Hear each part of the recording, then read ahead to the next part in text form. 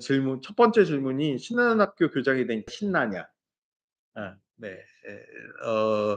제가 무슨 조증 환자도 아니고 '매일 신나겠습니까?'마는 서도 네 '꽤 신난다.' 뭐 이렇게 답변을 드리기는 하고요. 일단 아이들이 너무 예뻐서 네 이 늑수구레한 대학원생들만 만나다가 네 파릇파릇한 아이들과 만나는 게 너무 네 신나는 경험이기도 하고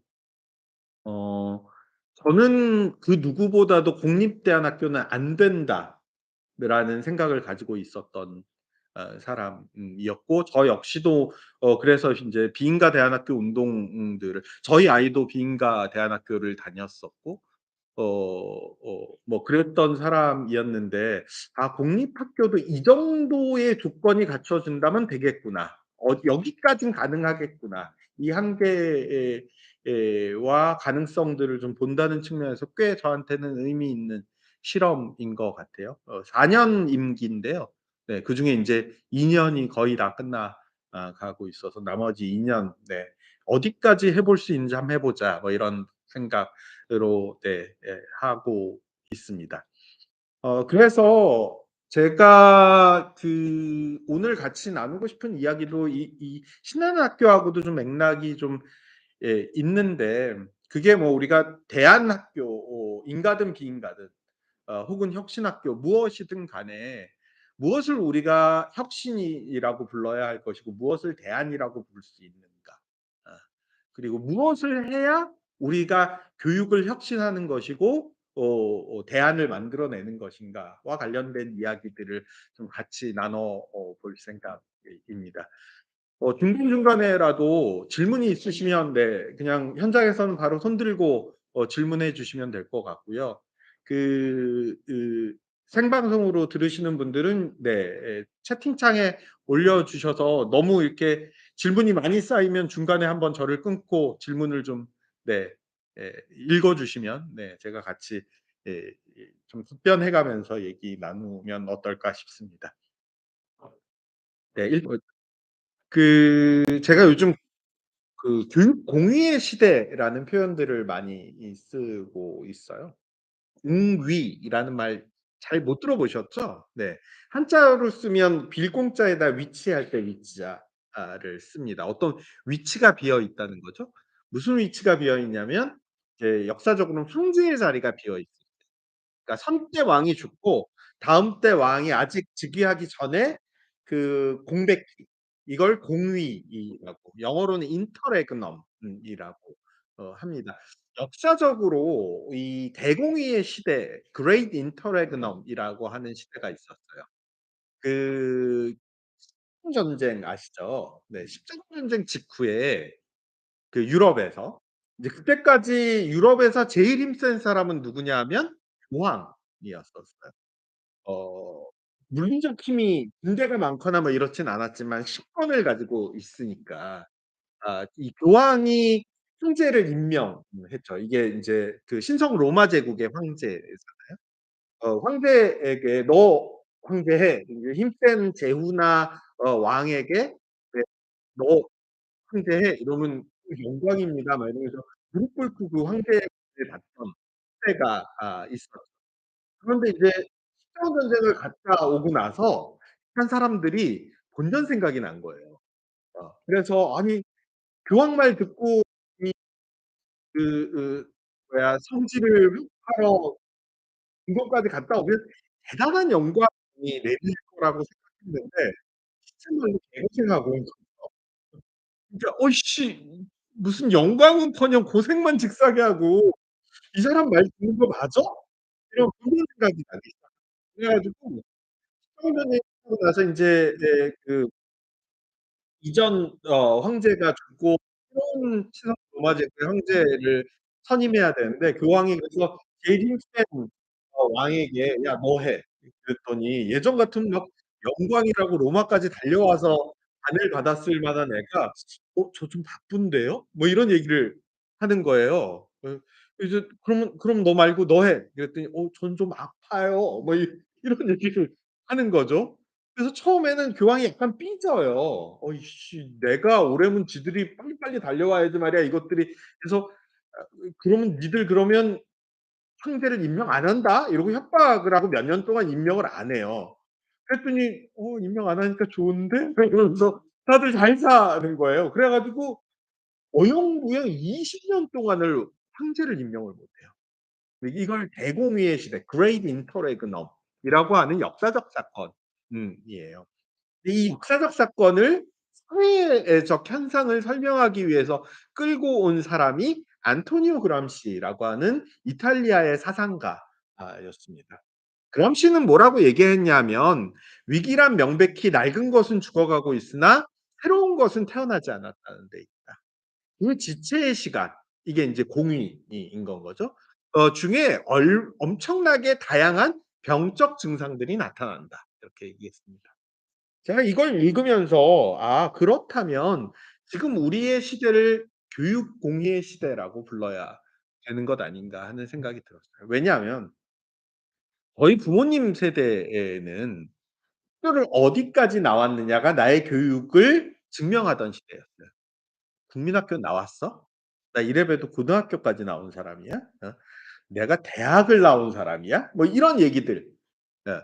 내 교육의 보장이 결국은 학교를 통해서 이루어졌던 거. 저희 세대는 "어느 대학을 나왔어?" 그래서 김혜수 씨가 타짜라는 영화에서 아주 네 놀라운 대사를 하잖아요. "나 이대 나온 여자야?" 어. 이게 김혜수 씨의 애드리브였다고 하는데 '김혜수 씨가 사회학을 공부한 걸까?' 싶을 정도로 우리 사회에 대한 뭔가 통찰이 있는 애드리브였던 것 같아요. 그러니까 어느 대학을 나왔느냐가 나의 배움을 증명하는 시대였었죠. 그러니까 그 학교라고 하는 존재가 배움에 대한 권위가 있는 시대를 우리가 살아가고 있었어요. 그런데 지금 학교의 권위는 어떠한가? 얼마 전에 서희초 사태가 일어나면서 선생님들이 굉장히 울분에 차서 서울의 국회 앞에 가 가지고 시위들을 하셨단 말이에요. 그 울분의 근원에는 뭐가 있느냐. '우리가 존중받는 존재가 아니다.'라고 하는 울분이 있는 거예요. 왜 그렇게 됐을까? 음. 교육이 상품이 되어서 그런 거거든요. 우리가 이마트에 가서 물건을 하나 샀는데 불량품이에요. 그럼 어떻게 해요? 소비자 보호 센터에 가 갖고 "물어내." 예? 이렇게 얘기하죠. 어. 안 물어내. 그럼 어떻게 해요? 멱살이라도 잡아야 될 거 아니에요. "니들이 돈을 받아 처먹고 말이야." 뭐 이러면서 멱살을 잡는 거. 학교가 우리가 마트에서 사는 물건과 똑같은 교육 상품이 돼요. 그런데 예? 이 사교육 시장에 가면 얘네들이 돈값을 한단 말이죠. 우리 동네 보습학원에는 10만 원짜리가 뭐 서울에 대치동 가면 30만 원짜리가 돼 있고 뭐 티켓 가게로 가면 몇백만 원짜리가 돼 있고 돈값을 한단 말이에요. 그런데 학교는 돈값을 못 해.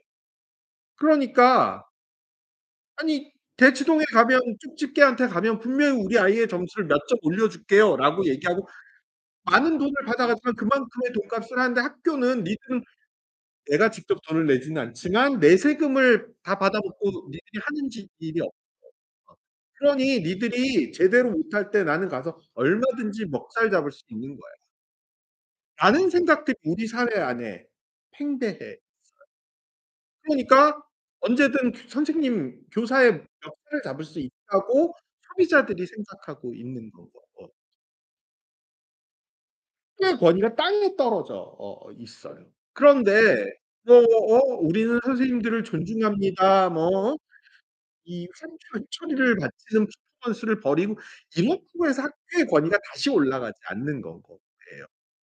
낡은 것은 이미 죽어가고 있는데 새로운 것이 태어나지 않고 있는 시대를 우리가 살아가고 있는 건 거죠. 그 지체의 시간 동안 엄청나게 다양한 병적 증상들이 대치동이 이 문화 스터디가 온라인 업체가 "우리가 교육의 황제야."라고 주장하는 다양한 병적 증상들이 나타나고 이 시대에 우리는 어떻게 해야 새로운 학교를 탄생시키겠는가?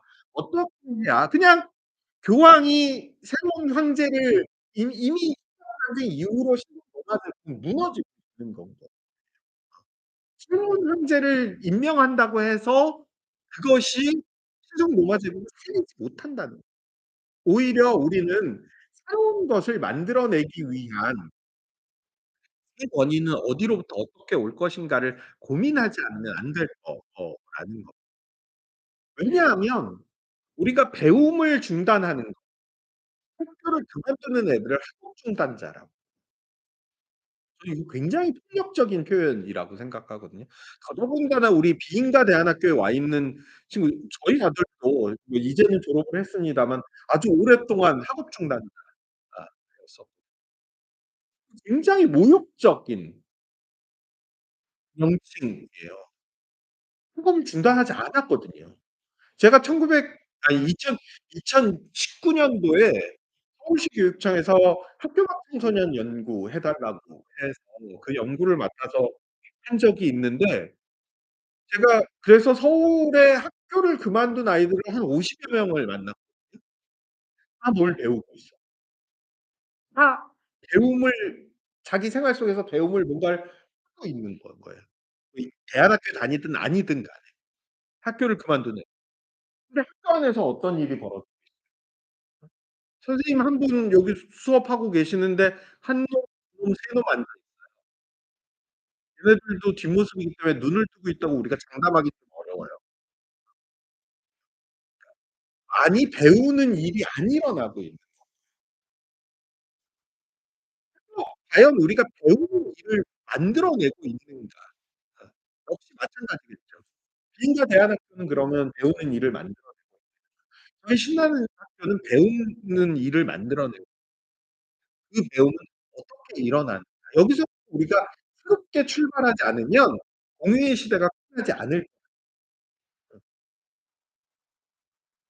학교는 학생과 학부모로부터 모두 다 부정적인 공간으로 인식되고 있어요. 미국, 영국입니다. 학교와 감옥을 비교하는데 안타깝게도 공통점이 너무 많아요. 우리는 그러면 네. 저희가 신한학교에서 저희는 모든 것들을 인제 학생들이 민주적으로 네 저희는 직접 민주주의를 하거든요. 대표가 없어요. 학생회장도 없고 무슨 뭐 소위원장도 없고 뭐 아무것도 없어요. 오로지 학교를 공식적으로 대표하는 사람은 교장인데 교장은 학교의 공동체 회의에서 결정된 것들을 승인하는 역할만 하기 때문에 모두가 다 같이 참여해서 토론해서 결정하는데 어느 날은 교복을 입자는 제안이 제가 가장 극렬하게 반대했거든요. "나는 너희들을 필수로 만들고 싶지 않다."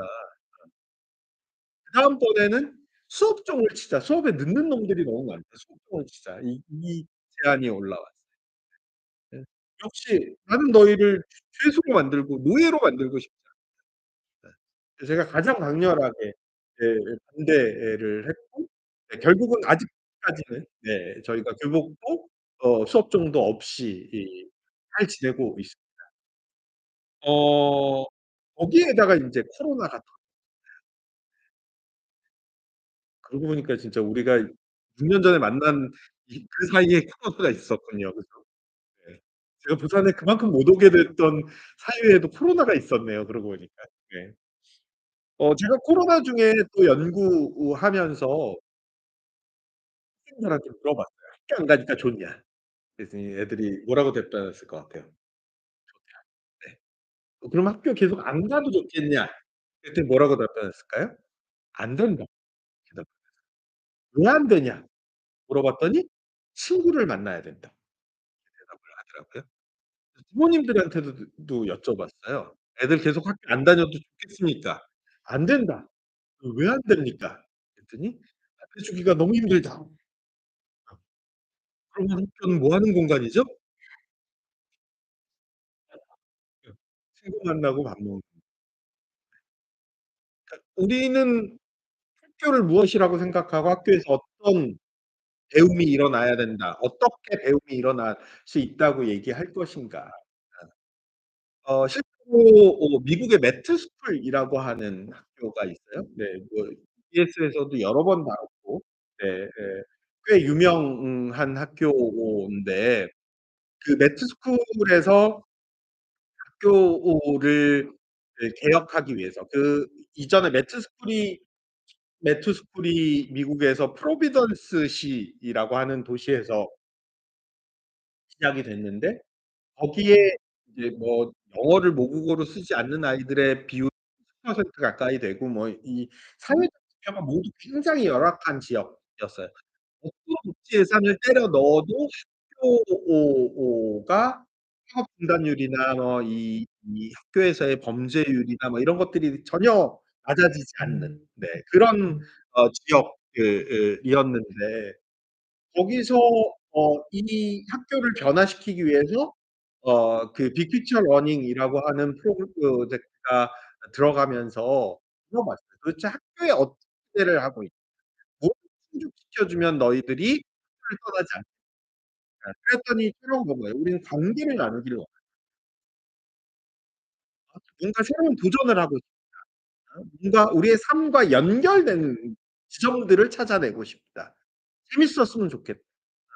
그리고 의미도 있었으면 좋겠다. 충분한 연습이 될 수 있었으면 삶에 적용할 충분한 시간을 주어 줬으면 좋겠다. 내가 원하는 시기에 할 수 있었으면 좋겠다. 내가 선택할 수 있었다.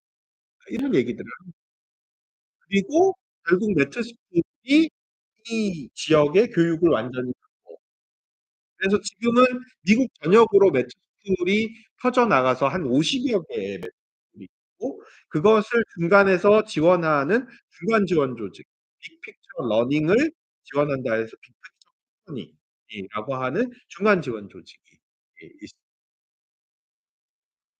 우리의 아이들은 어떤 학교를 바라고 있을까?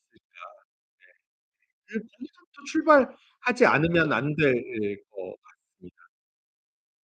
존 듀이 그 20 세기의 가장 위대한 교육학자라고 얘기하는 존 듀이 선생님은 이렇게 얘기했어요. "오늘도 어제처럼 가르친다면 그것은 내일의 아이들을 빼앗는 일이 될 것이다."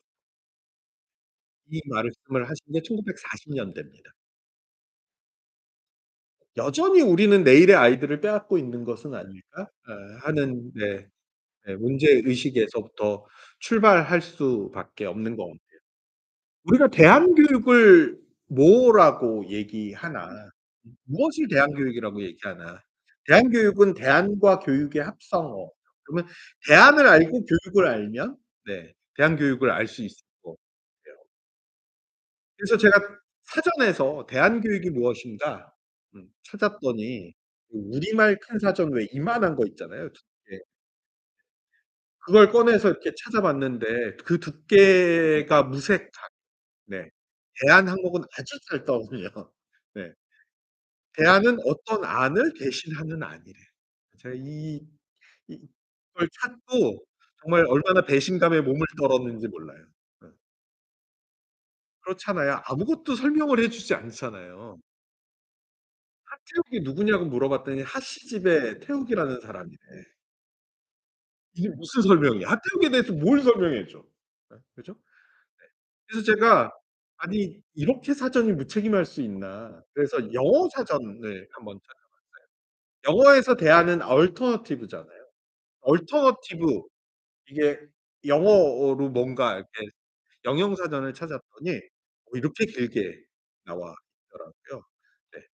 예. 뭐 다 보기는 그렇고 밑줄 친 부분만 우리가 같이 한번 좀 보겠습니다. Something that is different from the usual things of its kind or the usual way of doing something in modern society. something 그러면 어떤 것이죠. 네. 명사 뒤에 대절이 나오면 대절이 명사를 수식한다. 아 네. 네. 성문 종합 영어 관계 대명사 편에 나오는 얘기입니다. 그죠? 그러니까 something이 어떤 것인데 그 어떤 것이 뭐냐가 that 이후에 나온다는 얘기예요. 그죠? different 다른 네 다른 something이에요. 네. 뭐로부터 다르냐? from the usual things of it. 일반적인 것과는 다른 어떤 or 혹은 usual way of doing something 우리가 어떤 일을 하는 방식과 일반적인 방식과 다른 어떤 근데 제일 중요한 건 뭐냐면 마지막에 있는 문장이에요. In modern society. 근대 사회에서 우리가 가장 일반적인 것 혹은 일반적인 방식이라고 얘기하는 것과 다른 어떤 것. 그러니까 something을 education 교육이라고 넣으면 대안교육이 되는 건 거죠. 대안교육이란 건 어떤 것이냐면 어떤 교육인데 우리가 일반적으로 교육이라고 얘기하는 것 혹은 일반적으로 교육하는 방식과는 다른 교육을 하는 것을 우리가 대안교육이라고 할 수 있는 거예요. 그러니까 사람들이 막 물어보거든요. 어 "국제형 대안학교는 대안학교인가요? 아닌가요?" 저는 아니라고 대답해요. 제가 아니라고 대답한다고 그분들이 굉장히 화가 나셔서 저한테 항의 메시지도 막 보내시고 그러던데 저는 아니라고 생각해요. 왜냐하면 그들은 우리가 서울대를 미국 대학 아이비리그로 치환하고 잘 좋은 대학 나와서 잘 사는 사람을 글로벌 인재라는 말로 치환했을 뿐 '우리 아이를 교육을 통해서 성공시키겠다.'라고 하는 내 아이 중심주의에서 한 번도 바뀌지 않았어요. 그건 something different 하지 않아요. 네. very same이죠. 그런 의미에서 저는 그것이 대안이 아니다. 그것의 다른 방식, 다른 이름일 수는 있겠지만 네. 또 다른 방식일 수는 있겠지만 그래서 different가 아니라 인 건 거죠. 네. '우리는 다르게 한다.'라는 것이 어떤 의미인가. 그래서 우리가 전통적으로 근대 교육이라고 얘기하는 국가가 주도하고 학교가 독점하고 교실과 교사가 중심이 되고 경쟁으로 결과를 내는 이 부분에 도전하면서 새로운 교육적 발상을 다양한 방식으로 내놔야 비로소 우리가 이것을 대안교육이라고 할 수 있다는 거. 네. 네. 이쯤에서 제가 책팔이 네. 그 "남들처럼 육아하지 않습니다."라는 책이 있는데요. 네. 그 서태욱이라는 사람이 썼어요. 네. 그 네? 이게 한 3-4년 된 것 같아요. 네. 네. 그러니까 대한교육은 남들만큼 하는 게 아니라 '남들과 다르게 하겠다.'라는 얘기인 건 거죠. '남들처럼 육아하지 않습니다.'라는 제목을 썼습니다. 이게 출판사가 저희가 쓸 때 이 메인 타겟이 학부모님들이다 보니까 네 '남들처럼 교육하지 않습니다.'라고 하면 네 오히려 이게 교육 전문서처럼 읽힐 것 같다. 그래서 네 '학부모들을 타겟으로 남들처럼 육아하지 않습니다.'라는 네.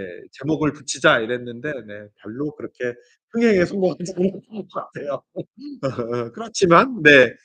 어쨌든 왜 우리가 남들처럼 하지 않아야 하는가 와 관련된 우리 교육은 계속해서 남들만큼 하기. 우리 애도 무슨 학교를 나왔어. 우리 애도 어느 직장에 들어갔어. 우리 애도 뭐만큼은 해. 라고 하는 그 이 굴레에서 벗어나지 못하고 있다면 그것을 우리는 대안이라고 부를 수는 있겠다 하는 거. 그런 의미에서 우리가 진짜 대안을 만들기 위해선 혁신이 필요하다. 네. 이 말장난 같은데 이런 겁니다. 혁신이라고 할 때 혁자는 가죽 혁자를 써요. 그죠? 가죽 혁자 가죽을 나타내는 한자가 두 가지가 있습니다. 가죽 혁자가 있고 가죽 피자가 있어요. 물론 피혁이라고 할 때는 피혁 제품 뭐 이렇게 할 때는 두 가지를 다 씁니다만 네. 피자와 혁자는 어떻게 다릅니까? 피자는 겉껍질을 얘기할 때 피자를 써요. 네. 그 피자는 네. "피상적이다."라고 얘기할 때는 그 피자를 공짜는 가죽을 벗겨내야 됩니다. 그리고 벗겨낸 가죽을 무드질이라고 하죠. 문지르고 두들기고 뭐 약품 처리하고 말리고 이래 가지고 성질을 완전히 바꿔 그 바꾼 성질을 가지고 새로운 것을 만들 때 비로소 혁신이라고 이름이 붙여지는 거죠. 혁신이라고 하는 영어로 innovation이라고 하는 말은 라틴어의 innovare라고 하는 말로 새롭게 하다라는 뜻이에요. 그러니까 기존의 질서를 그대로 유지한 채로 '이걸 어떻게 하면 좀 더 잘할 수 있을까?' 이건 innovation이 아니에요. 이건 improvement 개선이에요. 네. 그래서 혁신 이론가들은 improvement는 기존 질서를 기반으로 더 좋은 결과물을 나타내는 개선이라고 얘기하는 건 거고 innovation이 일어나기 위해선 혁신이 일어나기 위해선 혁신의 아버지라고 부르는 조지 슈페터는 이렇게 얘기했어요. "혁신은 창조적 파괴가 전제되어야 된다." 그래서 많이들 들어보셨을 텐데 네. 파괴적 혁신 disruptive innovation이라는 말을 쓰죠. 아니 혁신을 하자면 왜 뭘 파괴한대? 예. 폭력적이야? 혁신이? 뭐 이렇게 생각하실 수도 있는데 그게 아니라 기존의 패러다임을 그대로 둔 채로 혁신은 일어나지 않는다.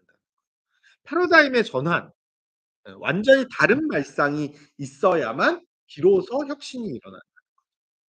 그러니까 혁신은 묻고 낡은 풍속, 관습, 조직, 방법 따위를 완전히 바꿔서 새롭게 중요하게 만들어야 해요. 이 혁자는 가죽 혁자로도 쓰이지만 중액질 극자로도 읽히거든요. 그러니까 중요해지기 위해서는 네 완전히 편안한 가죽을 벗겨서 무드질함으로써 새 것으로 나타내는 고통이 그러니까 뒤따라야 된다는 건 거예요. 그러면 우리가 교육에 있어서 가장 새롭고 익숙하고 편안한 것은 무엇인가? 그걸 벗겨내고 문두질한다는 의미는 무엇인가? 과연 우리에 대한 교육은 그것들을 벗겨내고 무드질해내고 있는가? 이 부분에 대해서 우리가 제대로 점검해 내지 않으면 제가 공립학교 교장으로 가 보니까 이 원심력과 구심력이라고 얘기하죠. 그러니까 기존의 관습으로 돌아가고 어 이 중앙으로 다시 되돌아오는 이 힘이라는 게 어마무시해요. 어 그래서 가장 공립학교답지 않은 공립학교를 만들어 보자가 신한은 학교의 테마였음에도 불구하고 어느 순간 어 '이거 우리 공립학교랑 똑같이 하고 있는 거 아니야?'를 발견하거든요. 순간순간. 근데 인문대안학교도 마찬가지일 것 같아요. 이미 10년 전에 피는 학교 처음 네 하셨던 김이동 선생님이 민들레 쓰신 글이 "이러다 우리 사립학교 될라." 라는 네 글을 쓰셨어. 그러니까 우리가 대안 교육을 하고 있다고 생각했는데 어느 날 보니까 '일반 학교랑 너무 똑같잖아.' 라는 자기 반성. 예. 자기 반성이 생기신 거. 저는 그게 되게 중요하다. 우리가 스스로를 성찰하고 반성해 내고 거기에서 또 새로운 것들을 어떻게 혁신, 대안을 만들어 낼 것인가가 굉장히 중요한 문제일 거다. 그러면 아까 말씀드린 대로 아이들은 대안학교에서 뭘 원하던가. 음 우리나라에서 가장 오래된 대안학교 중에 한 곳이라고 하는 곳이 그 개교한 지 뭐 몇 주년을 맞이하면서 우리 학교를 뭐 오래된 대안학교라고 얘기하고 뭐 전국에서 가장 대표적인 대안학교라고 얘기하면서 사람들도 엄청 많이 찾아오고 그래서 약간 '어 우리 잘하고 있나 봐.' 이런 네 어깨 뿡뿡 대고 뭐 이러는데 '진짜 우리 잘하는 거 맞아?' 이러고선 인제 외부 컨설팅을 받기로 결정을 했어요. 제가 그때 인제 컨설팅 외부 컨설팅 위원으로 가서 학교를 인제 관찰하고 외부인의 시선으로 관찰하고 무엇이 문제인가들을 좀 짚어내는 역할을 했는데 그때 인제 그 컨설팅 과정 중에 하나로 졸업생들을 인 그 을 했습니다. 그러니까 이 학교가 초창기 대안학교니까 90 년대에 세워졌던 대안학교니까 나이가 많은 그 초기 졸업생들은 거의 40 초반 네 부터 갓 졸업한 20 살짜리들까지 있는 학교였었어요. 어 저희가 물어본 것 중에 "대안학교 다니면서 너 뭐 배웠니?" 네. "뭘 의미 있게 배웠니?" 이걸 질문했습니다. 이런 대답들이 나왔어요. 삶을 바라보는 태도의 대부분이 대안학교 시절에 만들어졌다. 생각할 시간이 많았고 진짜 공부를 찾아갈 수 있었고 세상을 보는 비판적 시각을 뭐 길러냈다. 네. 이 굉장히 재밌는 표현인데 "미리 인간관계의 실체를 경험해서 나름 감사하다." 네. 주어진 상황에 대한 옳고 그름의 확신이 서게 되었다. 학교에서 익힌 수평적 관계, 자발성, 상상력 같은 것들이 졸업 이후에도 큰 힘이 되고 있다. 사람이 무엇을 해야 하며 무엇을 할 수 있고 무엇을 할 수 없고 무엇을 해서는 안 되는지 알게 되었다. 가장 소중한 시절을 아름답게 보낼 수 있었다. 남들이 사는 삶 말고 나에게 맞는 삶을 생각하고 찾고 살도록 도와주었다. 내가 좋아하는 것이 무엇인지 고민하게 되었고 이해하게 되었다. 가난하지만 품위를 잃지 않고 사람으로 산다. 네. 이걸 대안학교를 다니면서 배웠다. 이렇게 얘기를 하는 거예요. 아. 대안학교가 이 친구들의 삶에 어떤 부분에서 네, 명문대를 진학하도록 도와주었다. 뭐 이런 얘기가 아니라 예. 뭘 도움을 주었는가 그리고 앞으로도 무엇을 가르쳐야 할 것인가에 대해서 굉장히 많은 시사점들을 좀 주는 것 같아요. 그런데 그럴 수 있잖아요. 이렇게 과거에 대한 얘기는 좀 우리가 미화되죠. 남자들도요. 군대 다시 가라 그러면 일을 갈 거면서 군대 얘기를 하면 밤새도록 해요. 얼마나 재밌어 하는지 몰라요. 그죠? 그렇게 미화된 건 아닐까? 해서 제가 그다음에 물어본 건 뭐냐면 어 그래서 뭐 대안학교에서 뭐 낭만적인 것들을 배웠을 수는 있어. 그거 배워서 왔더니 지금 '아이씨 예 현실적인 걸 더 배웠었어야 돼.' 뭐 이렇게 생각하는 건 아니야? 지금 너는 네 삶에 만족해? 이걸 봤었습니다. 이런 대답들을 했습니다. 네. "행복합니다." 뭐 행복하게 사는 법을 배웠으니까요. 행복하지 않을 이유가 하나도 없습니다. 대안학교에서 행복을 알게 된 이후에 한 번도 자신이 불행하다 생각한 적이 없다. 첫째, 돈을 많이 벌어야 되는 강박이 없고, 둘째, 하고 싶은 일을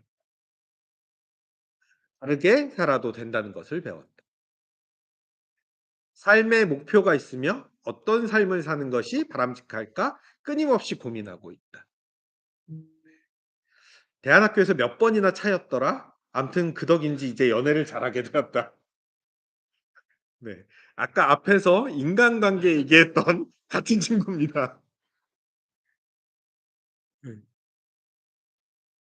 실패를 두려운 것이 아닌 성장의 기록으로 여길 수 있게 행복이라는 게 일상의 소소한 모든 것들이라는 것을 알게 해준 것 같아요. 월세도 밀리지 않았고 내가 잘하는 일을 하면서 안정적으로 수입이 들어오고 있으며 햇살은 따뜻하고 빗소리는 기분 좋다. 네. 이 설문응답을 읽으면서 울 뻔했잖아요. 네. 그 우리가 대안교육을 통해서 길러내고자 하는 인간은 어떤 인간이었고 이 친구들은 그걸 대안학교에서 어떤 방식으로 배웠던가에 대해서 굉장히 많은 시사점 그렇다고 해서 이 학교가 모두 다 잘한다라고 저희 컨설팅 보고서가 결론 낸 건 아니에요. 여전히 굉장히 많은 문제점들을 안고 있고 그것들을 개선해서 새로운 대안을 내놔야 한다지만 그럼에도 불구하고 우리가 대안교육을 통해서 아이들과 나누어야 하는 것들은 무엇인가에 대해서 굉장히 많은 시사점들을 좀 던져 준 연구였던 것 같아요. 지금까지 우리가 대안교육은 '우리는 새로운 교육을 만들겠다.' 아까 말씀드린 대로 혁신적인 대안을 내놓겠다라고 해서 특히 우리 이 비인가 대안교육의 운동은 그런 방식으로 계속 지금까지 이 만들어 왔죠. 그런데 공교육 체제는 이것을 어떻게 지금까지 저는 소비라는 표현을 쓰는데 소비해 왔냐 하면 학교에 적응하지 못하는 아이들을 위한 일종의 보완제 써 왔어요. 이게 왜 문제가 되냐 하면 그러니까 '학교에 적응하지 못하는 아이들이 갈 곳을 만들어 줘야 돼.'라는 논리이면 근본적인 문제는 누구에게 있냐 하면 아이들에게 있어요. 학교는 완벽한 공간인데 거기에 적응하지 못하는 이상한 애들이 있는 거예요. 그런데 우리가 이것이 아이들에게 문제가 있는 것이 아니라 교육에 문제가 있는 거고 학교에 문제가 있는 거고 학교가 바뀌어야 된다고 얘기하는 순간 아이들은 아무 문제 제가 아까 학업 중단자라고 얘기하는 것이 굉장히 네 모욕적인 음 주장 이 명칭이라고 얘기하는 것도 그런 맥락인 건 거예요. 문제는 아이들에게 있지 않아요. 시대에 뒤떨어진 학교에 있죠. 어. 우리는 이 학교를 새롭게 만들어야 될 필요가 있고 우리 아이들은 그 새로워진 학교에서 행복하게 즐겁게 자기들의 어린 시절과 청소년기를 보낼 권리가 있는 건 거예요. 엊그저께 수능이었잖아요. 네. 또다시 이 외국 언론에 이 한국의 진풍경이 보도가 됐어요. 전 세계에서 유일하게 대학 입시 때문에 비행기를 못 뜨게 하는 나라. 음. 온 가족과 정부와 국가가 이 시험날을 위해서 절절절절 매는 나라. 이게 외국인들 눈에 우리 그거 글로벌 스탠다드 좋아하잖아요. 어. 글로벌 스탠다드로 얼마나 우스꽝스러운 일인가. 그럼에도 불구하고 여전히 그렇게 글로벌 스탠다드에서 벗어나서 우리가 아이들이 행복하다면 해야죠. 뭐 남들과 다르게 해서 아이들이 행복하다면 그걸 안 할 이유가 없죠. 그런데 아이들의 행복도는 OECD 국가 중에 꼴찌, 청소년 자살률 1 위. 이 문제를 우리가 벗어나지 않고서 새로운 교육 뭐 새로운 뭐 네 국가 뭐 다 의미 없어지는 건 거죠. 네.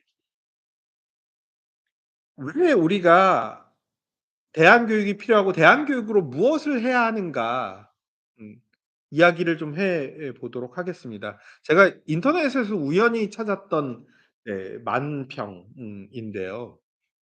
어 배경은 어느 국제 학교예요. 공부 잘하는 애들 뽑는 국제 학교 말고 네 진짜 여러 나라 애들이 다니는 국제 학교. 선생님이 수업 시간에 애들한테 질문을 했습니다. "얘들아 너희들 이 지금 다른 여러 나라에서 벌어지고 있는 식량 부족 사태에 대해서 어떻게 생각하니? 네. 자기 의견을 얘기해 봐." 그때 아프리카 애가 손을 들고 질문했어요. "선생님 식량은 뭐예요?" "아프리카에는 식량이 부족하다."라는 풍자죠. 그랬더니 유럽 학생이 손 들고 질문했어요. "선생님 부족하다는 게 뭐예요?" 네. "너무 풍요로운 사회를 살고 있다."라는 풍자죠. 미국 학생이 손을 들고 질문했어요. "선생님 다른 나라라는 게 뭔가요? 세상에 미국만 있는 거 아니었어요?" 뭐 이런 얘기인 거죠. 이 중국 학생이 손을 들고 질문했습니다. "선생님 자기 의견이라는 게 뭔가요?" 제가 그냥 인터넷에서 우연히 발견해서 언제 누가 왜 그렸는지 모르겠어요. 이렇게 풍자만화는 아마 시의성을 띠고 있을 텐데 추측컨대는 아마 중국에는 언론의 자유가 없다. 뭐 천안문 사태라든가 뭐 홍콩 사태라든가 이런 거를 네 얘기하고 싶었던 게 아닐까 비판하고 싶었던 게 아닐까 하는 추측만 돼요. 원래 영어로 돼 있던 서양 사람이 그린 만평을 제가 한국말로 번역해 놓은 거라서 네. 아마 서양 언론에서 중국의 언론 문제를 비판하기 위한 게 아닐까.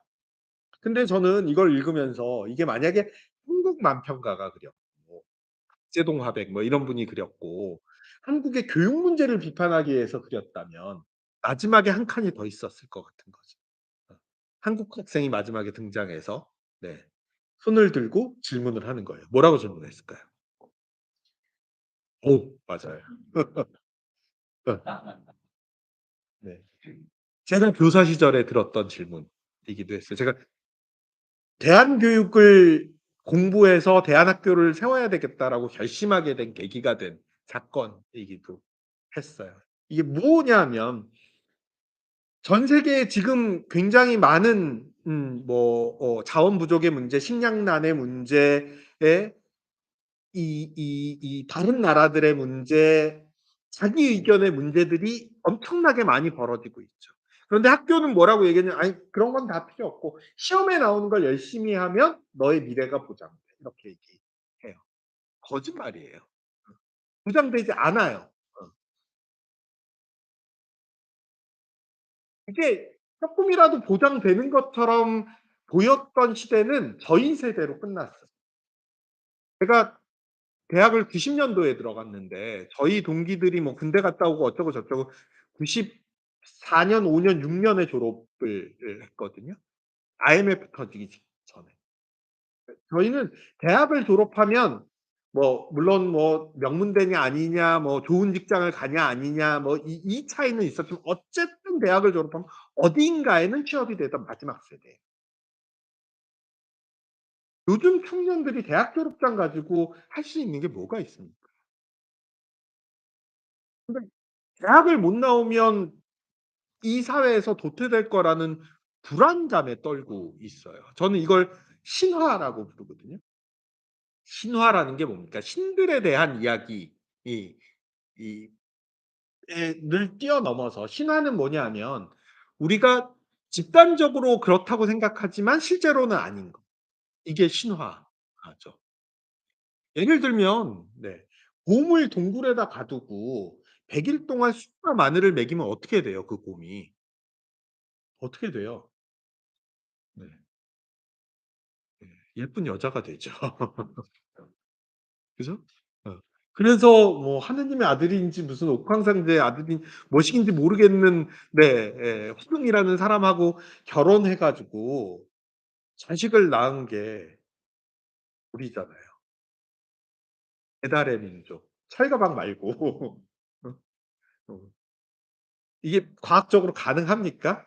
100일 동안 쑥과 마늘을 먹은 곰은 죽겠지. 예. 불가능하잖아요. 네. 그렇지만 우리는 그렇다고 집단적으로 믿고 있죠. 이게 신화예요. 뒤에서도 얘기할 텐데 한국 사회 계속 저도 신안학교 교장으로 가서 학부모님들한테 가장 많은 질문 중에 하나가 그런데 우리나라에서 대학은 나와야 하잖아요. 저는 반대로 말씀드려요. 우리나라에서 대학을 나와서 할 수 있는 게 아무것도 없어요. 1 년에 1,000만 원씩 받아 먹고 아무것도 안 해 주는 유일한 기관이에요. 제가 여기 오신 분들한테 제 계좌번호를 드리고 1 년에 1,000만 원씩 보내세요. 4년 뒤에 제가 종이 쪼가리 하나씩 보내 드릴게요. 그렇게 얘기하면 저한테 1,000만 원씩 넣으시겠어요? "미친 놈 아니야 저거?" 이렇게 얘기하겠죠. 어떤 의미에서 우리가 대학을 나와야 뭘 할 수 있다고 믿는 건 미친 짓이에요. 우리 그래도 대한민국에서 살려면 이렇게 얘기하세요. 그럼 전 반대로 얘기해요. 그럼 대한민국에서 안 살면 되잖아요. 우리가 글로벌 얘기를 시작한 게 김영삼 정부 때예요. 벌써 30년 전부터 글로벌 얘기했어요. 우리 애들 신나게 해외에서 잘 살면 되잖아요. 왜 꼭 한국에서 그 악바구니를 써 가면서 살아야 된다고 얘기하세요. 훨씬 더 우리가 시야를 넓히면 훨씬 더 세상이 넓어집니다. 아이들의 삶과 배움을 연결시키지 않으면 안 돼요. 어.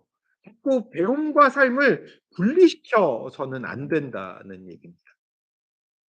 또 하나의 이에요. 역시 제가 인터넷에서 찾은 건데 여기 심사위원이 앉아 가지고 뭐라고 얘기하냐면 "공정한 선발을 하기 위해서 모두에게 똑같은 기준을 재겠다.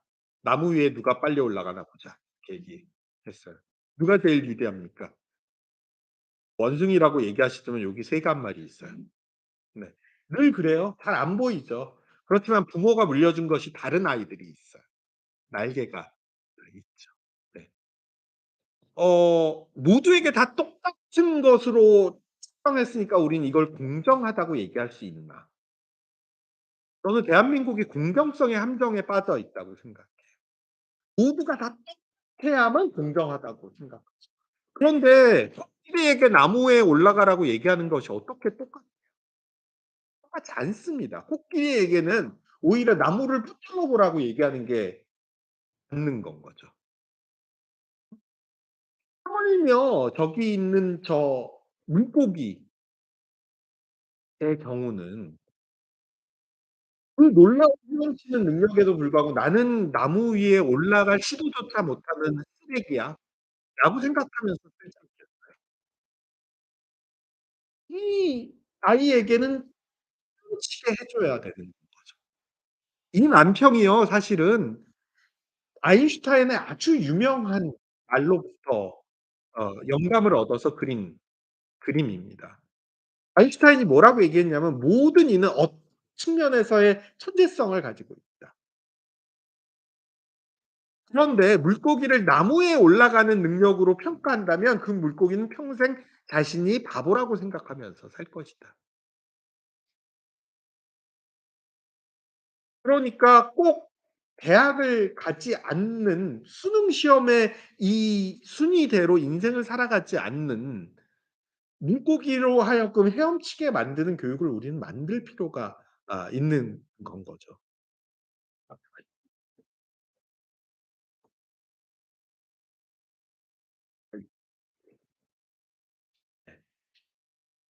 어 이 두 가지 만평을 통해서 우리가 뭘 좀 떠올릴 필요가 있냐 하면 우리가 교육을 통해서 뭔가 이 틀을 주고 그 틀 안에서 제일 잘하는 네 아이들을 뽑아냄으로써 기존의 이 아이들이 가지고 있는 본능, 본성 이 책에서는 야생성이라고 표현하는데 네. 크리스 메르코글리아노 선생님 이라고 미국의 네 알바니 프리스쿨 대안학교의 교장이셨어요. 그리고 미국에서 뭐 위대한 교육자상도 받으셨고 우리나라에도 이분의 책들이 여러 권 번역되어 있는데 그중에서 네 제가 굉장히 좋아하는 책 중에 하나예요. 제목으로 제일 좋아하는 이분의 책은 "배움과 두려움은 함께 춤출 수 없다."라는 책이에요. 저는 그 제목 자체가 우리에게 굉장히 큰 네 영감을 던져 준다고 생각해요. 어떻게 두려워하지 않는 아이들로 길러낼 것인가.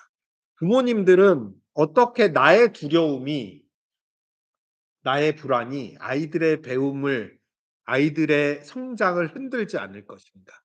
굉장히 중요하다고 생각합니다. 네. 예. 오늘 주제는 그게 아니라서 제가 학부모 님들만을 모시고 할 때는 네 고 얘기를 좀 더 많이 하긴 하는데 네 오늘은 어쨌든 네 그래서 우리가 학교라는 제도를 통해서 아이들을 너무 많이 길들이고 있다는 거예요.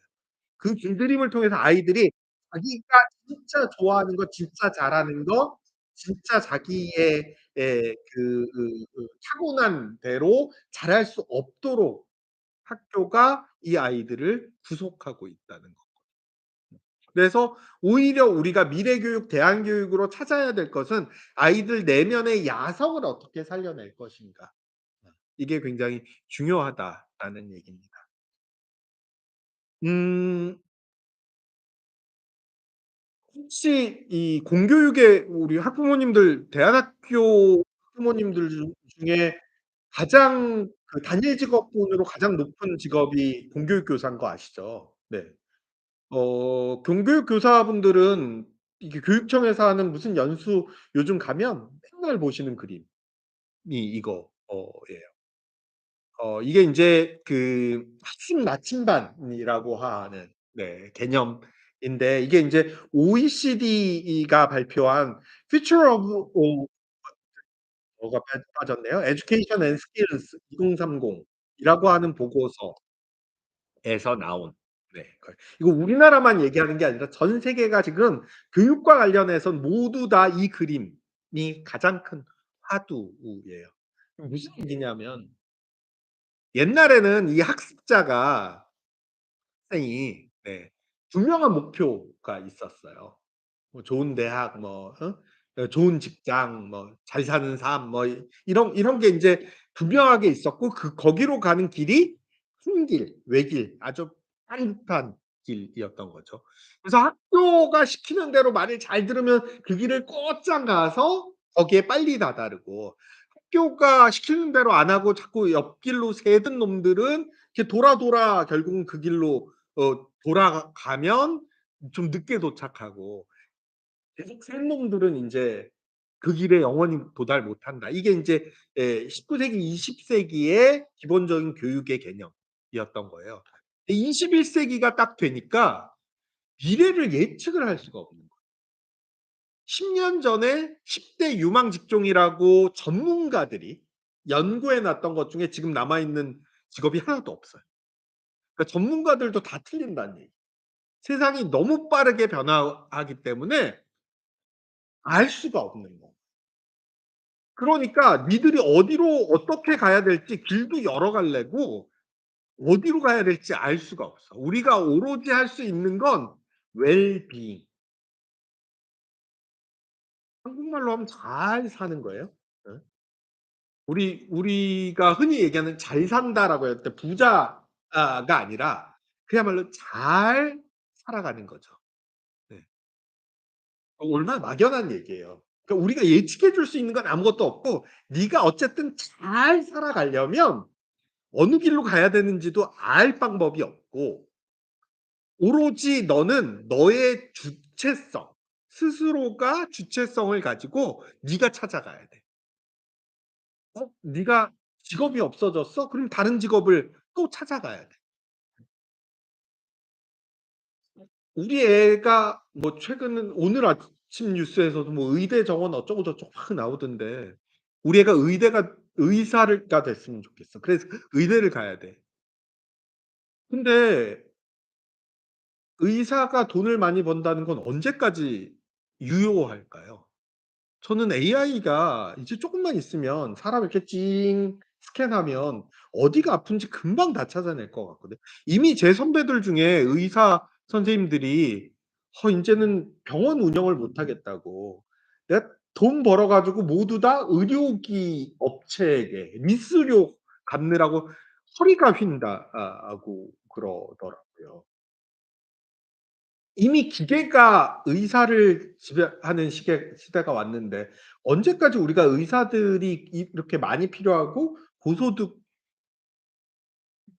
보장받을 수 있을까? 저는 좀 회의적이에요. 그러니까 직업을 중심 그게 뭐 의사냐 변호사냐 변호사도 또 뭐 AI가 다 공소장 써 주고 뭐 이런다는 얘기들 하던데 네. 이게 뭐가 중요하냐 직업이 중요한 게 아니라 어떻게 살 것이냐가 중요하다는 거. 그래서 우리가 너한테 어떻게 살라고 얘기할 수는 없어요. 뭐가 될지도 얘기할 방법이 없어요. 그러니까 너는 너의 주체성을 갖고 네가 알아서 살아야 돼. 다만 우리가 교육을 통해서 그때그때 방향을 잡을 수 있는 나침반 하나 들려줄게. 그거 갖고 네가 알아서 살아야 돼. 이게 러너 에이전시, 스튜던트 에이전시의 핵심이에요. 학습자 주도성, 학습자 주체성 이 번역은 여러 가지로 됩니다만 에이전시라는 게 그런 거잖아요. 우리가 제일 잘 아는 에이전시가 여행사 트래블 에이전시잖아요. 여행사에게 "내가 베트남 여행 가고 싶어." 그럼 걔네가 베트남 상황에 따라서 뭐 프로그램 다 짜 주고 교통편 다 짜 주고 하는데 갑자기 뭔가 일이 터지면 뭐 교통편을 바꾸고 상황에 따라서 맞게 다 이걸 조직하고 실행하고 사전 조사하고 조직하고 실행하고 평가하고 다시 하고 이걸 다 지네가 알아서 해내야 되는 건 거예요. 그게 에이전시예요. 그러니까 학습자가 이제 더 이상 시대로 하는 사람이 아니라 지가 알아서 해야 되는 사람이에요. 이 학습자 에이전시가 나침반 하나 들고 갈 수 있도록 도와주는 거. 그걸 돕는 과정이 자기 같은 학습자, 동료 동료 학습자들, 교사들 공동체가 함께 그 사람들도 각자의 에이전시를 가지고 만나서 계속 그걸 돌려보는 거. 그러면서 길을 계속 그때그때 나침판으로 찾아가야 된다. 그러면 잘 살게 될 거다. 이게 OECD가 미래 사회를 연구하면서 교육의 역할이라고 내놓은 해답이에요. 그래서 전 세계의 지금 교육계가 이게 핵심적인 화두예요. 재밌는 재밌다고 얘기해야 되나? 슬프다고 얘기해야 되나? 에피소드. 제가 몇 년 몇 한 달쯤 전에 그 한국 교육과정평가원, 네, 수능 시험 내는 기관. 예. 물론 그 기관의 역할은 수능 시험을 내는 것만은 아닙니다만 그게 제일 중요하게 여겨지죠. 네. 거기가 지금 그 개원 25 주년 이래요 올해가. 그래서 25 주년 특별 포럼을 열었어요. 그런데 포럼의 기조 발제자로 오프닝 스피커로 이 OECD의 교육국장을 초대했어요. 역시 이 학습자 주체성과 학습 나침판이라고 하는 개념을 가지고 기조 강연을 하셨어요. 맨 마지막 발표가 저였거든요. 신라는 학교가 어떻게 학습자 주체성을 만들어가고 있는가에 대해 사례 발표를 하는 거였어요. 하루 종일 그래 가지고 종일 제가 맨 마지막 순서였어 갖고 앞에 발표들을 처음부터 쫙 다 듣는데 내내 그 발표의 핵심이 뭐냐면 "우리가 살아가는 사회에 정답은 없다."예요. 그런데 한국교육과정평가원이 어떤 기관입니까? 정답이 두 개면 큰일 나는 기관이잖아요. 수능에 정답 두 개 나오면 원장 모가지가 날아가는 기관이에요. 그러니까 우리나라에서 정답이 제일 중요한 기관이 대원 특별 포럼을 조직해서 "정답은 없다."라고 얘기하는 이 아이러니. 이게 제가 들으면서 '이걸 울어야 되나 웃어야 되나.' 하는 생각이 들더라고요. 그러니까 정답이 없는 시대의 우리 아이들을 어떻게 배움의 과정으로 보내줄 수 있을 거냐. 여전히 학교는 "아니, 아니 그래도 일단 대학 갈 때까지는 정답이 중요해." 이렇게 얘기한단 말이죠. 대학을 가면 달라지나? 몇 년 전에 이혜정 교수님이 "서울대에서 누가 A 플러스를 받는가?"라는 연구를 했어요. 서울대에서도 A를 받는 아이들을 어떻게 공부하는지 봤더니 교수님이 말한 그대로 받아 적어서 그걸 답안지에 그대로 옮겨 적는 아이들이 A를 받더라. 여전히 정답 음 이야기를 하고 있는 건 거죠. 정답이 없는 시대를 살아가면서 여전히 우리는 유치원에서부터 대학까지 정답이 있는 시대를 아이들에게 가르치고 있는 건 거예요. 음. '왜 이런 짓들을 하고 있나.' 사실은 학교의 역사를 들여다보면 이게 좀 당연한 지점이 있어요. 우리가 원래부터 아이들을 학교에서 가르치지는 않았죠. 네. 학교에서 우리가 학교가 아닌 도제제라는 형식으로 뭐 도제제 이전에는 사실은 남자아이들은 아빠 따라다니면서 배웠고요. 여자아이들은 엄마 따라다니면서 배웠습니다. 그러다가 인제 학교라고 하는 것이 등장했죠. 자, 우리 사회에 필요한 지식이 요만큼이 있는데 요걸 니네들한테 가르쳐 줄 테니까 우리가 다이제스트본을 딱 만들어서 오면 6년 안에 12년 안에, 예 16년 안에 요걸 가르쳐 줄 테니까 요것만 배우면 너 잘 살 수 있어. 요렇게 만들어진 게 학교. 저는 근대 학교라고 부릅니다. 네.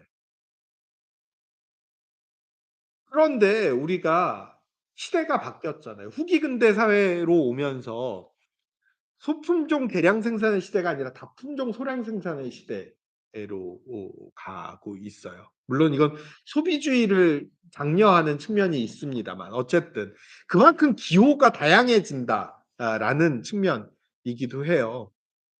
제가 여기 왔는데 저하고 예를 들어 우리 교장 선생님하고 같은 자켓을 입고 있어요. 어 "좋은 자켓 입으셨네요. 우리 명품족이야." 이러고 기뻐했을까요? 아니면 '아 오늘 딴 자켓을 입고 올 거야.' 그렇게 생각했을까요? 후자였겠죠. 그러니까 나도 좀 다 난 좀 다르다. 옛날에는 '나도 같다.'가 중요했다면 이제는 '난 좀 다르다.' 그리고 광고 보면 온통 "나는 달라." 라는 얘기들이 잔뜩 있잖아요. 그런 시대에 여전히 학교는 "아니야. 다 똑같은 걸 배워야 돼. 다 똑같이 있고 다 똑같은 시간에 와서 다 똑같은 걸 배워야 돼." 이렇게 해 왔던 건 거죠. 그러니까 애들이 학교가 나한테 안 맞는다고 생각하는 거예요. 다 튀어나오 는 건 거죠. 거기에다가 문제는 시대가 하고 있다는 거예요. 우리가 최근대 사회로 있죠. 네. 정보화 시대 뭐 이 얘기는 나중에 하겠습니다. 그러면 완전히 다른 패러다임으로 살아가는 아이들한테 여전히 우리는 같은 방식의 이야기들을 해서 이게 될 문제인가. 제가 저희 제가 아들 하나 있는데 저희 아들이 지금 25 살이거든요. 어 고등학교 다닐 때였나 봐요. 집에서 같이 그 테레비를 보는데 저희 아들이 저한테 묻는 거예요. "아버지 저 사람은 누구예요? 되게 독하네요." 이렇게 얘기를 했어요. 누구였냐면 유시민 작가였었어요. 프로그램 제목은 알쓸신잡. 눈에도 되게 똑똑해 보였나 봐요. 그런데 10대 남자아이가 가지는 특징이라는 게 무언가에 지적 호기심을 보인다? 굉장히 드문 일입니다. 네. 그 시절의 남자는 거의 본능만 남아 있는 짐승이라고 생각하시면 돼요. '우와 재밌겠다. 우와 맛있겠다.' 말고는 별로 네. "뭐 다 해야지." 막 이 정도. 네. 본능만 남아 있는데 지적 호기심을 보이는 거예요. 그래서 제가 '상생 본능이다. 어 이럴 때 가르쳐야 돼.' 이런 생각이 든 거죠. 그래 갖고 저희 아들한테 갑자기 제가 그 유시민과 한국 근현대사에 대한 강의를 하기 시작했어요. 인제 영화도 곧 나온다는데 서울의 봄이라고 아느냐. 어? 뭐 그러면서 뭐 이 서울대 프락치 사건이니 뭐 이런 얘기들을 막 해 주기 시작했어요. 근데 저희 아들을 입장에서 생각해 보면 텔레비에선 재밌는 프로를 하고 있는데 아빠가 갑자기 열강을 해. 이 아빠 체면도 있으니 "아유 아빠 좀 입 좀 다물어." 뭐 이렇게도 말도 못 하겠고 저희 아들이 그 정도로 싸가지가 없진 않거든요. 어? 그러니까 들어는 줘야 되겠는데 '이거 내가 계속 듣고 있어야 되나?' 뭐 이런 생각이 들었겠죠. 주머니에서 핸드폰을 꺼내더니 이렇게 초록색 창을 여는 거예요. 그러면 거기다 유시민 이렇게 찍어요. 그래서 '아빠가 이렇게 열강을 하시는데 이 자식이 딴짓을 하네?' 좀 괘씸했지만 그래도 아주 딴짓은 아니라서 가만히 뒀습니다. 저는 제 열강을 막 하고 있었어요. 이렇게 쓱 한번 보더니 저한테 이렇게 tum을 치고 딱 들어와서 제 말을 끊더니 "아빠 근데 아빠가 해 주는 얘기가 이렇게 큰 그림은 대충 맞는 것 같은데 디테일이 많이 틀린 것 같은데?" 이렇게 얘기하는 거예요. "뭐가 틀렸어?" 그랬더니 유시민 씨가 2번 감옥을 갔잖아요. 네. 두 번째 감옥을 갔던 게 서울대 프락치 사건으로 갔는데 예 그때가 저는 서울대 학생회장 총학생회장이었다고 얘기했거든요. 네. 복학생위원장이었더군요. 네. 네. 뭐 이런 거 틀린 거예요 막. 예. 그 순간 제가 '아 이 시대의 아이들에게 과거의 방식으로 가르친다는 게 이런 꼴이 나는구나.'를 정말 맨날 입으로는 미래 교육이 어쩌고 저쩌고 떠들고 다니면서 지 자식한테 지 자식을 붙들고 '내가 이런 꼴이 나는구나.'를 정말 이렇게 망치로 한 대 맞듯 네 맞은 경험이었었어요. 지식은 내가 관심만 가지면 초록색 창에다가 물어보면 30초 안에 해결돼요. 물론 그걸 우리가 어떻게 깊이 있게 이 아이가 언제 무엇에 흥미를 가지고 어디에 뛰어들려고 할 때 우리가 같이 그것을 그게 아까 얘기했던 코에이전시예요. 그건 우리의 몫이지만 어쨌든 "앉아 봐. 내가 지금부터 한국 근현대사에 대해서 알려주마. 유시민의 모든 것을 알려주마." 라고 얘기하는 건 이런 꼴인 거구나. 네. 완전히 다른 세대의 아이들에게 우리는 그렇잖아요. 뭔가에 대해서 지식을 알려면 일단 도서관부터 찾아간다든가 어디 가야 해결이 나던 시대인데 얘네들은 주머니에서 꺼내 가지고 하면 그 안에서 모든 것이 해결되는 아이들과 우리는 살아가고 있어요. 이 아이들에게 "아니야, 아니야. 가만히 앉아서 어 내 말을 차근차근 들어 봐."라고 얘기하는 건 크게 의미가 없어요.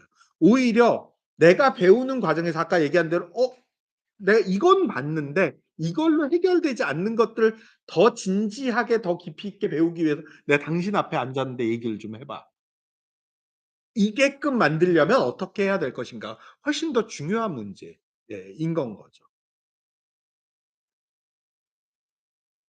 그래서 아까도 얘기했지만 우리가 학업 중단 아이들이 7만 명이라는 얘기를 했었거든요. 학교를 그만두는 애들이 7만 명이다. 물론 지금은 인제 학령 인구가 점점 줄어들면서 이 숫자도 점점 줄어들고는 있습니다. 숫자가 줄어든다고 좋아할 일이 아니에요. 퍼센티지는 늘 1% 였어요. 매년 1 년에 1%의 아이들이 계속 누적해서 학교를 그만두고 있어요. 네. 이 2019 년도 기사거든요. 우리가 "학교를 그만두는 애들이 7만 명이야. 큰일 났어." 막 이렇게 얘기하던 시기에 대학을 그만두는 애들을 따져 봤더니 7만 명이더라고요.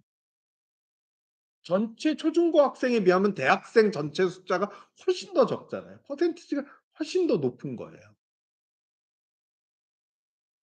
그러니까 이 친구들이 대학이 제일 두려워하는 게 뭐예요? 휴학하고 안 돌아오는 거예요. 왜 안 돌아와? 없다고 생각하는 1 년에 1,000만 원씩 4,000만 원 갖다 바치는 것보다 내 인생에서 훨씬 더 중요한 일들이 많다고 생각하는 건 거죠. 우리가 완전히 다른 세계를 살아가고 있다는 것을 얘기할 때 흔히 AI 얘기를 하죠. AI 중에 우리한테 제일 먼저 훅 들어온 AI가 바로 알파고라고 하는 AI였어요. 알파고는 바둑을 두는 AI이죠. 아니 AI 학자들이 할 일이 없는 걸까? 아니면 연구를 하다가 심심할 때 이걸 개발한 걸까? 컴퓨터 오락을 하는 AI를 발명하다니. 예? '얘네들이 제정신인 걸까?' 뭐 이런 생각이 들 수도 있어요. 그런데 왜 바둑을 두는 AI냐 하면 저는 바둑을 둘 줄 모릅니다만 바둑이라고 하는 게임이 한 수를 두면 바둑알 하나를 놓으면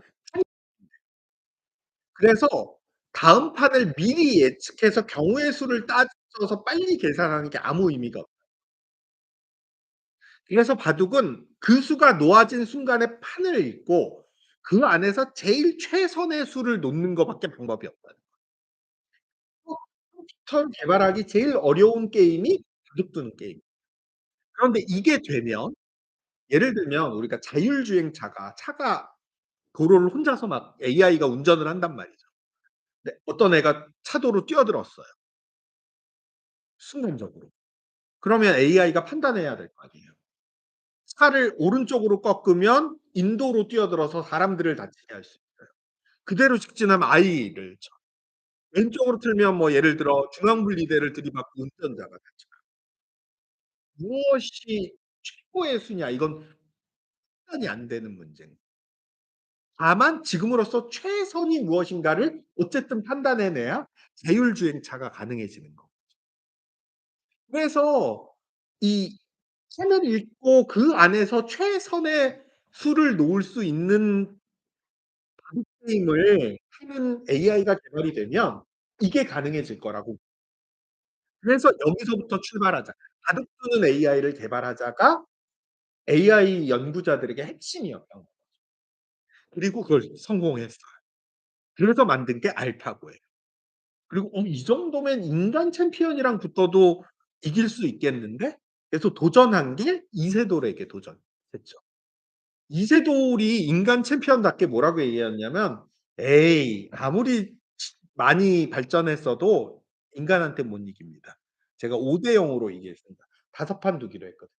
5대 0 으로 이기겠습니다." 이렇게 얘기했어요. 첫 번째 판을 졌죠. 제가 중간에 실수를 해서 한 판 졌는데 나머지 판 다 이길게요. 4대 0 으로 4대 1로 이기겠습니다. 이렇게 얘기했어요. 두 번째 판을 또 졌어요. '아 실수가 아니었구나.' 예. 그래서 세 번째 판부터는 굉장히 겸손해졌거든요. '한 판이라도 이겨 보겠습니다.' 이렇게 얘기했어요. 세 번째 판도 졌어요. 네 번째 판을 이겼어요. 이겼는데 나중에 회고하기를 어떻게 이겼냐 하면 변칙 작전이었어요. 알파고가 학습하지 않았을 방법으로 변칙 작전을 써서 얘를 당황시키면서 공격해서 네 이겼다. 이렇게 얘기했어요. 다섯째 판도 같은 작전을 썼는데 이미 얘가 학습이 됐죠. 대응을 해서 네 다섯째 판도 졌습니다. 4대 1로 졌죠. 그리고는 뭐라고 인터뷰를 했냐면 "이것은 이세돌 개인의 패배이지 인류의 패배는 아니다." 그것도 또 틀렸어요. 왜냐하면 이세돌을 이긴 알파고를 이세돌의 이자를 따서 알파고리라고 부릅니다. 알파고리를 해서 이세돌을 이기고 실력이 검증됐잖아요. 그다음에는 이 회사가 딥마인드라는 회사가 어떻게 개발을 했냐면 알파고 2 대를 알파고리 2 대를 만들어요. 둘이 붙여요. 근데 인제 인간은 필요 없는 시대가 이미 인간보다 잘한다는 게 확인이 됐으니까. 둘이 붙여요. 그러면 한 판이 엄청나게 빠른 속도로 끝나거든요. 한 판이 엄청나게 빠른 속도로 끝난다는 건 무슨 얘기냐면 기보가 그만큼 많이 쌓인다는 거예요. 할 거리가 그만큼 늘어난다는 거죠. 그걸 계속 실전 훈련하면서 학습하면서 발전한 알파고리가 궁극적으로 알파고 마스터가 돼요. 마스터는 장인, 대가잖아요. 바둑의 대가가 탄생했어요. 그 바둑의 대가 알파고 마스터하고 인간 세계 랭킹 1 위부터 10 위까지 이세돌을 빼고 네 1 위부터 10 위까지 바둑 제일 잘 두는 사람 10 명을 뽑아서 삼 각각 3 전씩 그럼 10 명이니까 30 전이죠 총. 네. 을 알파고 마스터하고 붙여요. 30전 알파고 마스터의 몇 승이었을까요? 30 승이었어요. 그러니까 이제 알파고를 이길 수 있는 사람은 아무도 네. 여기까지 우리가 보통 AI 이야기를 하면서 여기까지 얘기하고 "큰일 났어 니네 인제. 예. 니네 직업도 다 잃어버릴 거고 아무것도 못할 거야. 예. 어쩌려고 그래?" 뭐 이런 식의 협박들을 하죠. 저는 그게 중요하지 않다고 생각해요. 그다음 얘기가 중요합니다. 딥마인드가 그다음에 개발한 알파고가 알파고 제로예요. 알파고 제로는 어떻게 만들어졌냐면 알파고 리나 마스터는 처음에 인간이 그동안 바둑을 둔 기록, 기고를 다 입력시켜 줘요. 그리고 학습하게 딥러닝 학습하게 하고 실전 훈련하게 해요. 그렇게 해서 만들어진 게 네. 예. 우리가 아는 네 알파고인 거. 그런데 알파고 제로는 사전에 아무것도 안 가르쳐 줍니다. 그러니까 바둑의 대가하고 바둑 한 번도 안 둬 본 애하고 네 붙이는 거예요. 그러면 애가 지겠죠. 백전백승 백전백패 천전천패 만전만패 하겠죠. 그런데 얘가 계속 패배하면서 이걸 배워서 점점 진화해 가지고 어느 순간 알파고 제로가 알파고 마스터는 한 번도 둬 본 적이 없는 방식의 패드를 놓기 시작한대요. 그리고 궁극적으로 이기는 순간이요. 이걸 통해서 인공지능학자들이 두 가지 사실을 알게 됐는데 첫 번째는 뭐냐면 이 알파고 제로가 0의 상태에서부터 계속 진화하는 게 인류가 몇만 년 진화한 것과 굉장히 유사한 방식으로 진화를 하더라고요. 우리가 인류는 그동안 헛짓거리한 건 아니다. 이걸 알게 됐대요. 두 번째. 네. 그렇지만 앞으로는 AI가 창의적인 것도 만들어낼 수 있다. 지금까지 컴퓨터는 쉬운 걸 잘할 뿐이지 창의적인 건 못한다고 생각해요. 그래서 교육도 제일 중요한 건 뭐냐면 창의성을 길러주는 것이었어요. 창의 인재 육성 뭐 이런 표 많이 보셨죠. 네. 그런데 요즘 창의성 얘기 쑥 들어갔거든요. 음. 왜냐하면 AI가 해결하기 시작하는 거예요. 이미 무슨 사진전 신춘문예 무슨 콩쿠르 뭐 이런 데서 AI들이 결선에 다 올라가고 또 입상하기 시작. 나중에 상 타고 나서 "사실은 이거 AI로 만든 거야."라고 고백하기 전까지는 그걸 구분해 낼 수조차 없는 수준인 거고요. 창의력도 AI가 해결한다. 마치 알파고 제로가 아주 창의적인 수를 놓는 것처럼. 네. 그래서 그 연구 결과를 보면서 교육학자들에게 아까 OECD 연구도 마찬가지 맥락인 건데 그런 교육은 뭘 가르치지? 옛날에는 "지식을 쌓아라."라고 가르쳤어요. 그다음에는 "그 지식을 잘 활용해라." 이렇게 가르쳤어요. 그다음에는 "지식 쌓는 거, 지식을 활용하는 거 컴퓨터가 훨씬 더 잘하니까 창의적이 되어라." 이렇게 얘기했어요. 근데 인제 창의적인 것도 AI가 한다는 거예요. 그럼 뭘 가르치지? 그랬더니 인공지능학자들이 교육학자들한테 한 얘기가 "기계는 죽어 아무리 발전해도 기계는 잘 배울 수 없는 것을 가르쳐야 한다." 이렇게 얘기해요. 그게 무엇이냐? 가장 인간적 감정을 이해하고 소통하고 자기의 확신들을 얻고 스스로 행동하고 용기를 가지고 이런 거는 AI가 절대 해줄 수 없는 것이라는 거예요. 그 영화 중에 왜 터미네이터 2라고 하는 영화 아시죠?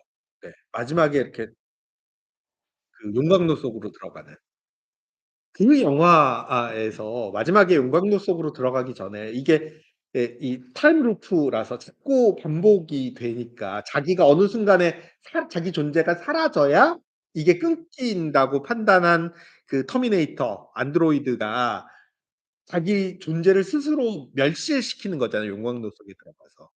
그걸 그러려는 의도를 알게 된 이 고생을 같이 한 주인공 남자아이가 "가지 말라고 나하고 끝까지 숨어서 살면 되지 않냐."고 막 매달리면서 울어요.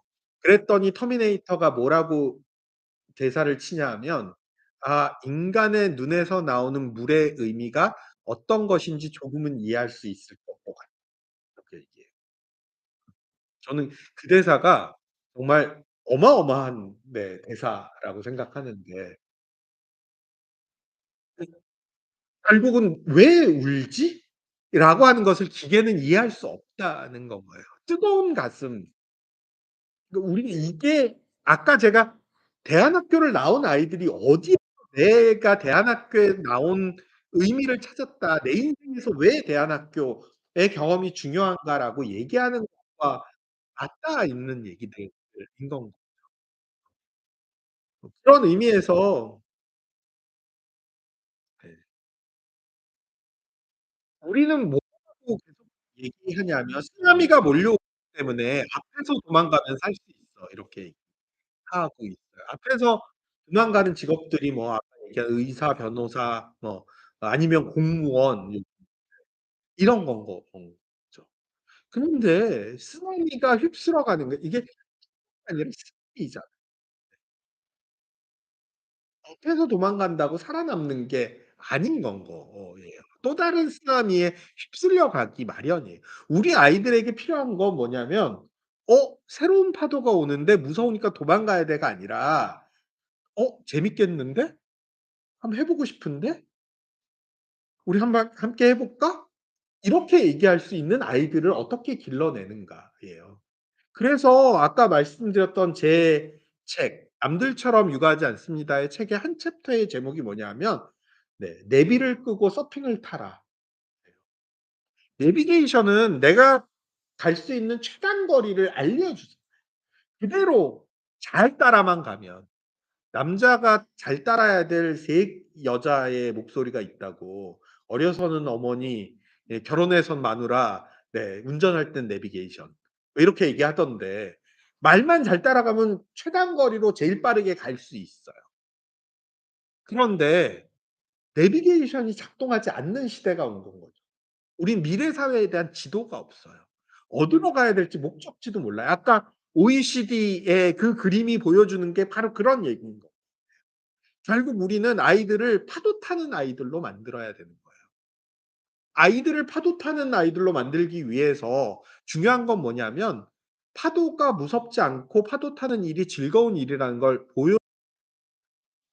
그래서 그러니까 교사들도 서핑 연수가 필요하다.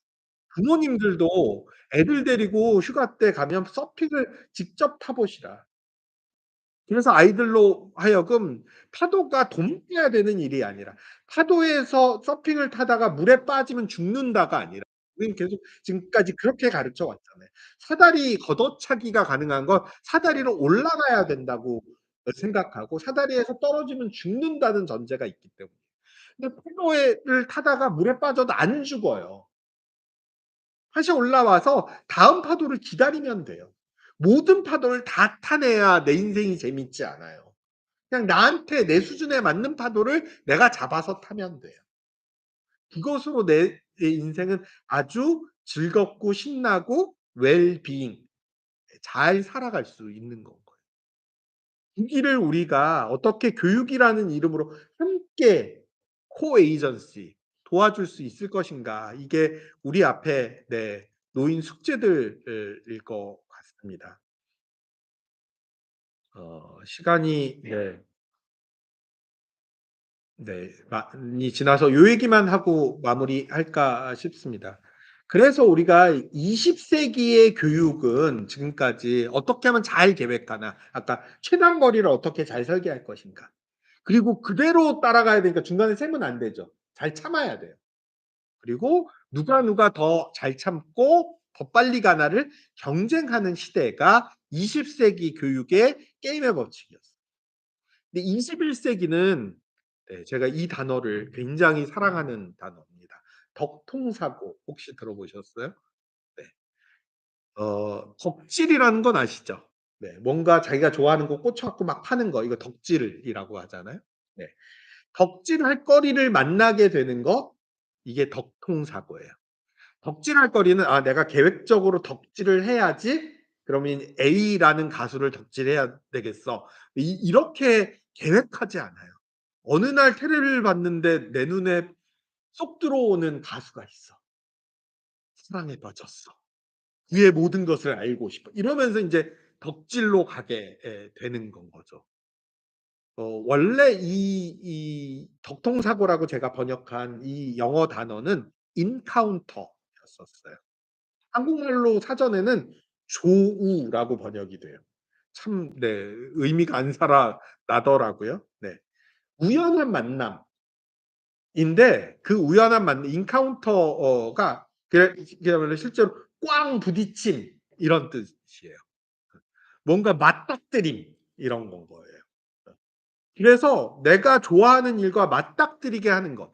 우리 중학교 1 학년 공교육에서 중학교 1 학년을 그 뭐죠? 자유학년제라고 하잖아요. "아니 애들을 왜 1 년씩이나 놀려?" 이런 얘기하시는 학부모님도 굉장히 많거든요. 왜 놀려야 되냐 하면 이 아이들이 세상과 만나야 어디서 얘네들이 만나질지 몰라요. 그냥 만나게 해 준다고 다 만나지지 않거든요. 오늘 한태욱 교수랑 만나게 해 준다고 애 끌고 와 봐요. 저 뒤에서 내내 자거나 아니면 걔네 내내 핸드폰 게임과 만나고 있겠죠. 물리적으로 만난다고 만나지지 않아요. 어느 순간 번쩍 이게 나한테 의미가 있는데 이게 덕통사고인 거예요.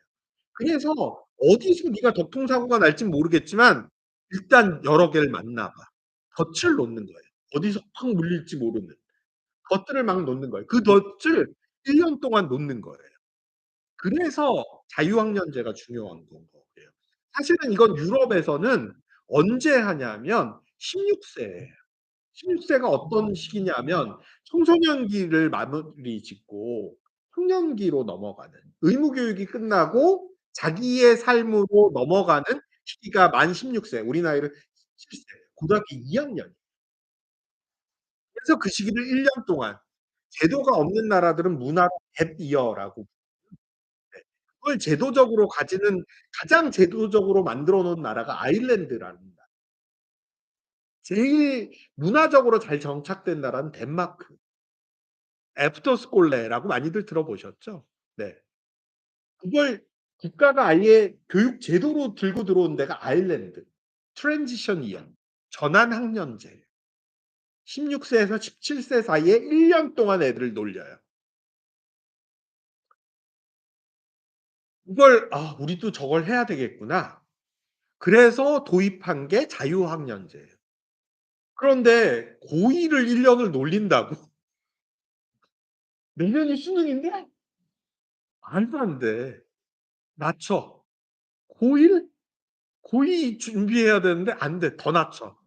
중3? 고입 준비를 해야지. 낮춰. 중2 애매하잖아. 더 낮춰. 그래서 중1이 된 거예요.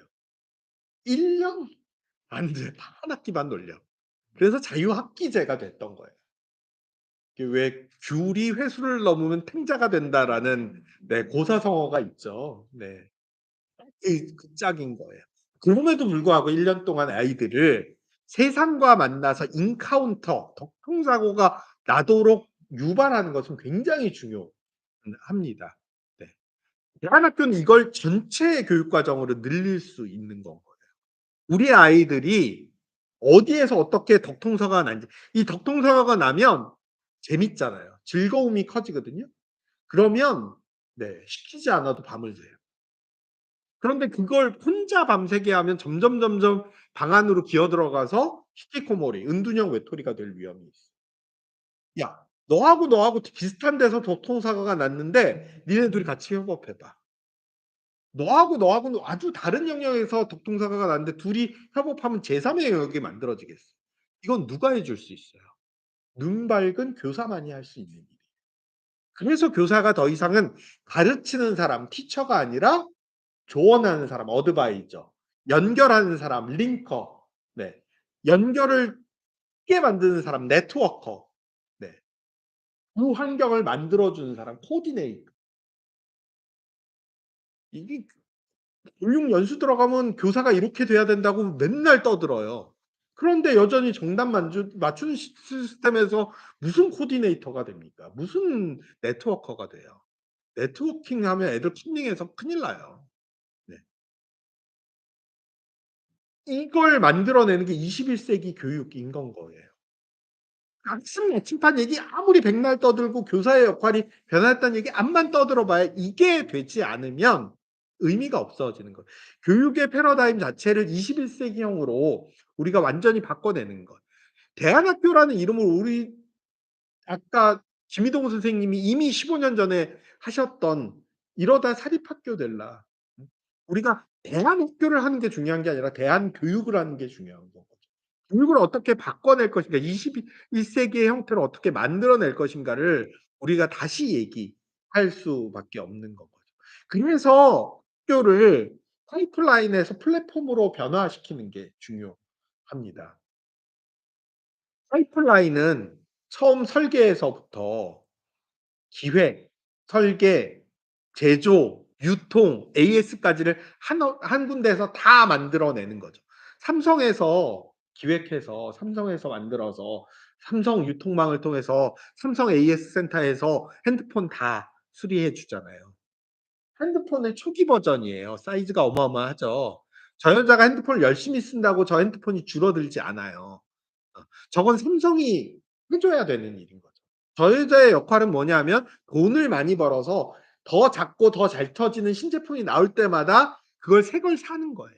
그래서 우리가 더 좋은 직장에 가서 더 많은 월급을 받고 더 너의 구매력을 높여야 한다. 네가 어디까지 구매할 수 있니? 브랜드 아파트에 살 수 있니? 좋은 차를 탈 수 있니? 이걸 묻는 게 그래서 그랬던 거죠. 그런데 미래학자들 혁신론자들은 우리가 파이프라인의 시대에서 플랫폼의 시대로 전환된다고 얘기하거든요. 플랫폼을 뭐라고 번역해야 되나 제가 고민이 굉장히 많았는데 마지막에 결론적으로 찾았던 단어가 뭐냐면 판이에요.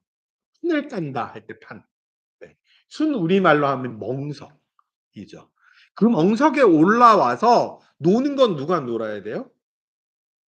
노는 사람이 직접 놀아야 돼요. 내가 팍 깔아 줄 수 있지만 직 대신 놀아 줄 수는 없는 건 거예요. 놀이판을 깔았는데 그 놀이판에 올라와서 어떤 놀이를 거기서 춤을 출 건지 노래를 부를 건지 만담을 할 건지 뭘 할 건지는 지가 알아서 하는 거예요. 윷놀이를 할 건지 지가 알아서 이게 스튜던트 에이전시, 러너 에이전시예요. 같이 노는 사람들이 코 에이전시예요. 우리는 폰만 깔아 주는 거예요. 다들 스마트폰 쓰시잖아요. 제가 여기를 올 때 '부산까지 어떻게 가지? 차로 운전하고 갈까?' 티맵을 켜 가지고 이 길 찾기를 해 보고 거리를 계산하고 프레일 앱을 켜서 기차 시간을 알아보고 '아니 전화기로 전화를 걸고 받아야지 왜 이상한 짓을 하세요?'라고 저한테 얘기할 사람은 아무도 없어요. 저는 제가 필요한 앱들을 구성해서 제 목적을 달성한 건 거죠. 제 주체성. '나는 부산 발도로파크에 가고 싶다.'라고 하는 제 목표가 제 방식대로 만족된 건 거예요. 학교가 가장 대표적인 파이프라인 기관이었어요. 뭘 배워야 할지 어떻게 배워야 할지 누구한테 배워야 될지 언제 배워야 할지 다 기획돼서 아이들은 입만 벌리고 있으면 거기다 떠먹여 주는 거죠. "안 맛있어? 먹기 싫어? 그래도 씹어." 할 수 없어. 음. 그거 뱉는 애들은 쫓아내는 거고. 네. 화나는 애들은 인제 병원 가는 거고. 그런데 교육이 과연 학교가 플랫폼이 된다는 건 어떤 의미일까? 우리가 대안교육을 하면서 끊임없이 그런 얘기들을 했거든요. 아이들을 학교에 맞추지 말고 학교가 아이들에게 맞춰야 된다. 과연 우리가 지금 대안교육이라고 하고 있는 일들 또 우리가 대안교육에 아이들을 보내면서 여전히 생각은 '아니야, 아니야. 아이들이 학교에 맞춰야 되고 아이들이 사회에 맞춰야 되고 아이들이 우리가 그래 왔던 것처럼 그대로 맞춰서 살아야 돼.'라고 생각해 온 건 아닐까? 여기서부터 저는 좀 다시 생각해 볼 필요가 있다. 우리 아이들은 다르게 태어났고 다르게 살아가고 다르게 배우고 다르게 살아갈 것이에요. 어.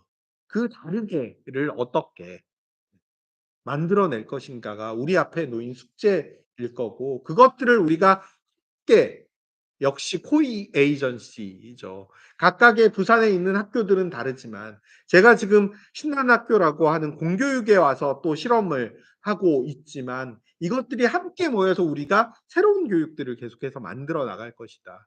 그 길 위해서 다시 또 뵙기를 바라면서 오늘 얘기를 마치도록 하겠습니다. 고맙습니다.